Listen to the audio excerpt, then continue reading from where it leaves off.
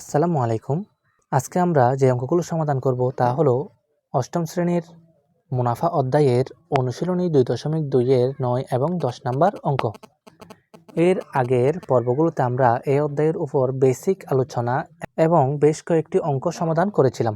তাহলে আজকের ভিডিওর আমরা যদি প্রথম অঙ্কটার দিকে একটু লক্ষ্য করি, আমাদের প্রথম অঙ্কের মধ্যে বলা হয়েছে একই হার মুনাফায় কোনো মূলধনের 1 বছরান্তে চক্রবৃদ্ধি মূলধন ৬,৫০০ টাকা ও 2 বছরান্তে চক্রবৃদ্ধি মূলধন ৬,৭৬০ টাকা হলে মূলধন কত? একই হার মুনাফায় বলতে আমাদের প্রথম বছরের যে চক্রবৃদ্ধি মূলধনটি আছে সেখানে যেই মুনাফার হারটি আছে, 2 বছরান্তে চক্রবৃদ্ধি মূলধনের ক্ষেত্রেও ঠিক একই রকম মুনাফার হারটি আছে। অর্থাৎ আমাদের প্রথম বছরের চক্রবৃদ্ধি মূলধনের মধ্যে যদি 10% মুনাফার হার থাকে, 2 বছরান্তে চক্রবৃদ্ধি মূলধনের মধ্যেও 10% মুনাফার হার আছে। তাহলে আমরা এখানে মূলধন নির্ণয় করার জন্য প্রথম বছরের চক্রবৃদ্ধি মূলধন এবং দ্বিতীয় বছরের চক্রবৃদ্ধি মূলধনের জন্য দুইটি সমীকরণ নির্ণয় করতে হবে।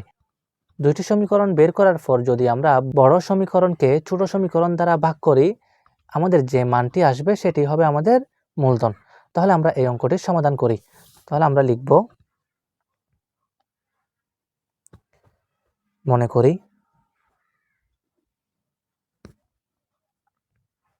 মূলধন সমান পি, মুনাফার হার যেহেতু দেওয়া নাই সেক্ষেত্রে আমরা ধরে নিব আর, সময় সমান এন। তাহলে আমরা চক্রবৃদ্ধি মূলধনের একটি সূত্র জানি, আমরা সেই সূত্রটি আগে লিখে নিব। তাহলে আমরা জানি চক্রবৃদ্ধি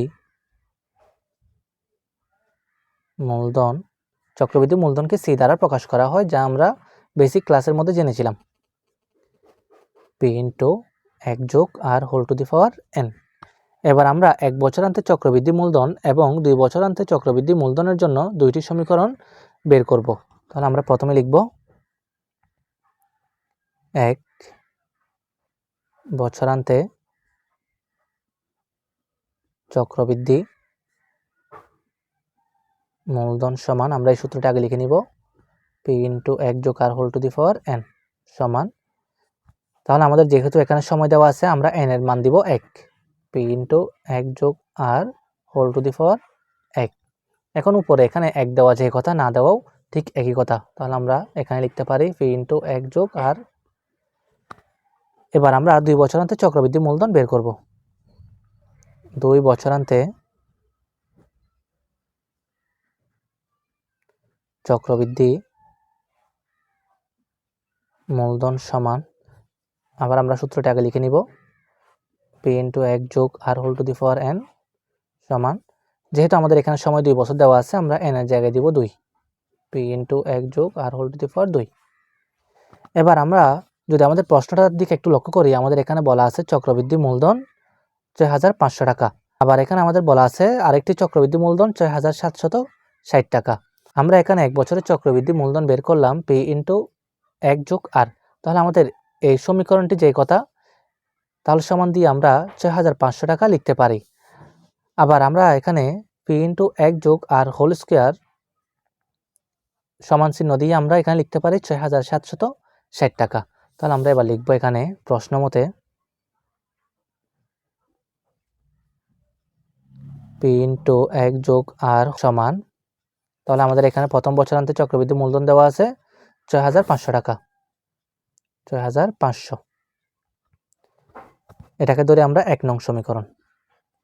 আবার দ্বিতীয় বছরান্তে আমাদের এখানে আছে 1 যোগ আর হোল স্কোয়ার সমান, আমাদের চক্রবৃদ্ধি মূলধন দেওয়া আছে 6,760 টাকা। তাহলে আমরা লিখব 6,760, এটাকে ধরবো আমরা 2 নং সমীকরণ। এবার আমরা যদি লক্ষ্য করি, আমরা এখানে দেখতে পাই 2 নং সমীকরণটি বড়, 1 নং সমীকরণটি ছোট। এবার আমরা 2 নংকে 1 নং সমীকরণ দ্বারা ভাগ করে দিব। আমরা লিখি 2 নং সমীকরণকে 1 নং সমীকরণ দ্বারা ভাগ করি। এবার আমরা ভাগ করব, তাহলে আমরা এখানে লিখব উপরে পি ইন্টু 1 যোগ আর উপরে হোল স্কোয়ার, এখানে লিখব আমরা পি ইন্টু 1 যোগ আর সমান আমরা এখানে লিখতে পারি ৬৭৬০, এখানে লিখব আমরা ৬৫০০ টাকা। বা তাহলে আমরা পিটা লিখে দিব। এবার আমরা যদি এখানে একটা বিষয় লক্ষ্য করি, 1 যোগ আর উপরে আছে হোল স্কোয়ার, তাহলে এখানে 1 যোগ আর আছে দুইটি, তাহলে আমরা যদি আলাদা আলাদা করে লিখি 1 যোগ আর আবার 1 যোগ আর, নিচে থাকবে পি ইন্টু 1 যোগ আর সমান, তাহলে উপরে এটি যেমন আছে তেমন রেখে দিব আমরা, নিচের রাশিটাকেও আমরা রেখে দিব একই রকম। এবার এখানেও আছে পি ইন্টু 1 যোগ আর, নিচেও আছে পি ইন্টু 1 যোগ আর, তাহলে আমরা যদি এটার থেকে এটা কাটি, আমাদের এদিকে থাকে আর 1 যোগ আর সমান ৬৭৬০, নিচে ৬৫০০। তাহলে আমরা এখানে লিখব সুতরাং 1 যোগ আর ইকুয়াল ৬৭৬০ ডিভাইডেড বাই ৬৫০০। এবার আমরা যদি একটা বিষয় লক্ষ্য করি, এখানে আছে 1 যোগ আর, আমরা যখন এখানে সমীকরণ বের করছিলাম আমাদের এখানে 1 যোগ আর আছে, আবার এখানে 1 যোগ আর উপরে হোল স্কয়ার আছে। এবার আমরা চাইলে এখানে 1 যোগ আর এই মানটিকে 2 নং সমীকরণে অথবা 1 নং সমীকরণে যদি আমরা বসিয়ে সমাধান করে দিই, আমাদের মূলধনের টাকাটা খুব সহজে চলে আসবে। যেহেতু এখানে 2 নং সমীকরণে স্কয়ার আছে আর এখানে কোনো কিছুই নাই, তাহলে 1 নং সমীকরণে যদি আমরা করি এটি খুব সহজে আমরা করতে পারবো। এবার আমরা এখানে লিখব 1 যোগ আর এর মান 1 নং সমীকরণে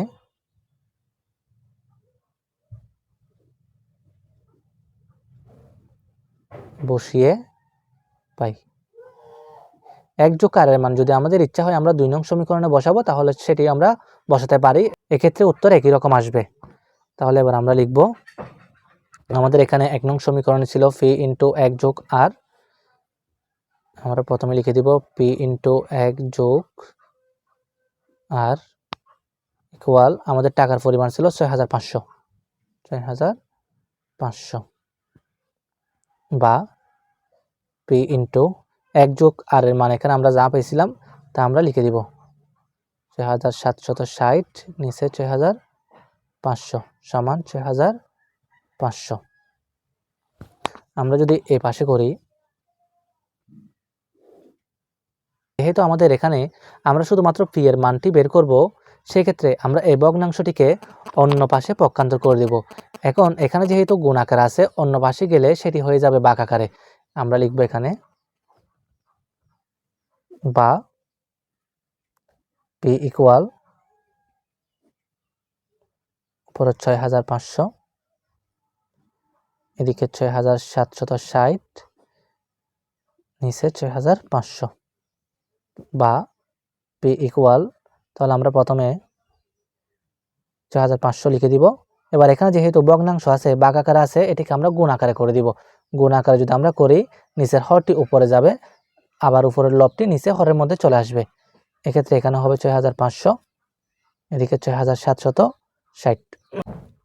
বা পি সমান, এবার আমরা ৬৫০০কে উপরে ৬৫০০ দ্বারা গুণ করে দিব। তাহলে আমরা যদি গুণ করি ৬৫০০ গুণ ৬৫০০, তাহলে আমাদের একটি সংখ্যা আসলো, আমরা সেই সংখ্যাটি লিখে দিই ৪২২৫ 4টি শূন্য। এখানে নিচে যত আছে আমরা সেটি লিখে দিব ৬৭৬০। সুতরাং পি সমান, এবার আমরা উপরের লবকে হর দ্বারা ভাগ করে দিব। তাহলে আমরা যদি ভাগ করি আমাদের হবে, আমরা যদি তুলে নিই ৫ 4টি শূন্য ভাগ ৬৭৬০, আমাদের হয় ৬২৫০ টাকা। এবার আমাদের এখানে প্রশ্নের মধ্যে বলা হয়েছে মূলধন কত, তাহলে আমাদের নির্ণয় মূলধন হলো ৬২৫০ টাকা। এবার আমরা এখানে লিখতে পারি সুতরাং নির্ণেয় মূলধন সমান ৬,২৫০ টাকা। তাহলে এটি আমাদের উত্তর। এবার আমরা আমাদের 10 নং প্রশ্নের সমস্যার সমাধানে চলে আসি। আমাদের 10 নম্বর প্রশ্নের মধ্যে বলা হয়েছে বার্ষিক শতকরা ৮.৫০ টাকা চক্রবৃদ্ধি মুনাফায় ১০,০০০ টাকার 2 বছরের চক্রবৃদ্ধি মূলধন ও চক্রবৃদ্ধি মুনাফা নির্ণয় করো। আমাদের এখানে করণীয় হলো চক্রবৃদ্ধি মূলধন বের করতে হবে, এরপরে আমাদের চক্রবৃদ্ধি মুনাফা বের করতে হবে। আমরা যদি প্রশ্নটা দেখি, আমাদের এখানে দেওয়া আছে শতকরা হারে একটি টাকার পরিমাণ। আমরা জানি শতকরা আকারে যেটি দেওয়া থাকে সেটি হলো আর এর মান। যে টাকাটা আমরা জমা রাখতেছি সেটিকে বলি আমরা মূলধন বা আসল। আসলকে আমরা পি দ্বারা প্রকাশ করি। আমাদের সময় দেওয়া আছে 2 বছর, সময়কে আমরা এন দ্বারা প্রকাশ করি। এবার আমরা লিখে নিই, দেওয়া আছে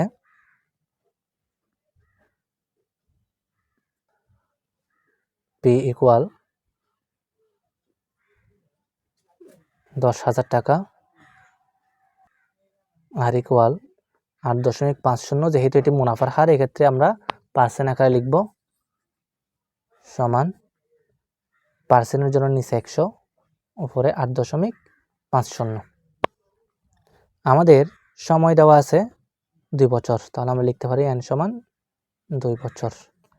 যেহেতু আমাদের এখানে চক্রবৃদ্ধি মূলধন বের করতে বলা হয়েছে, আমরা চক্রবৃদ্ধি মূলধনটা বের করে নিব। তাহলে আমরা জানি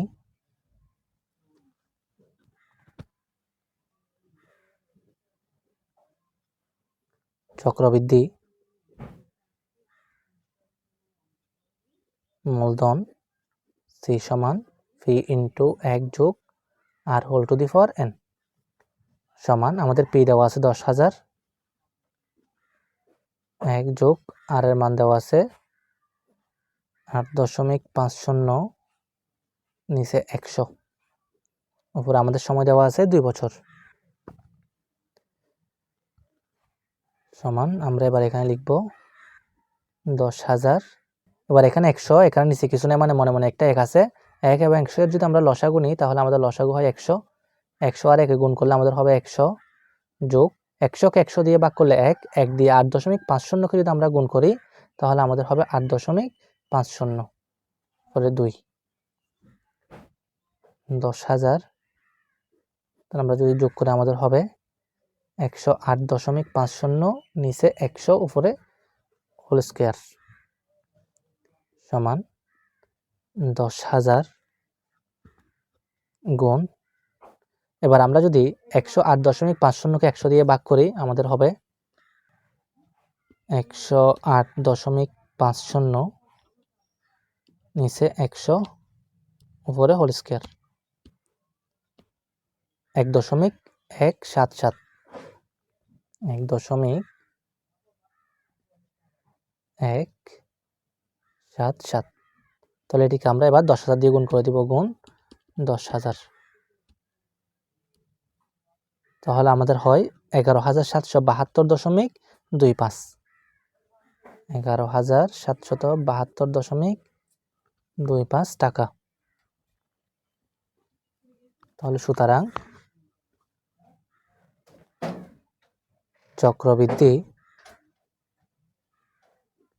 মূলধন সমান 11,772.25 টাকা। এবার আমাদের যেহেতু চক্রবৃদ্ধি মুনাফা বের করতে বলা হয়েছে, আমরা বের করব। সুতরাং চক্রবৃদ্ধি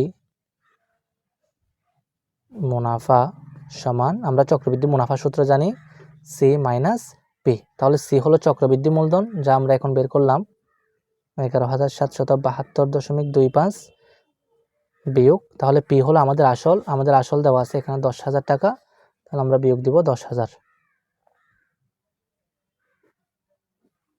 টাকা, সমান, তাহলে এখান থেকে আমরা বিয়োগ দিবি 10,000, আমাদের হয় 1,772.25 টাকা, 72.25 টাকা। তাহলে সুতরাং চক্রবৃদ্ধি মুনাফা সমান 1,772 72.25 টাকা। তাহলে এটি আমাদের একটি উত্তর, এটি আমাদের আরেকটি উত্তর। আশা করি তোমরা সবাই বুঝতে পেরেছ।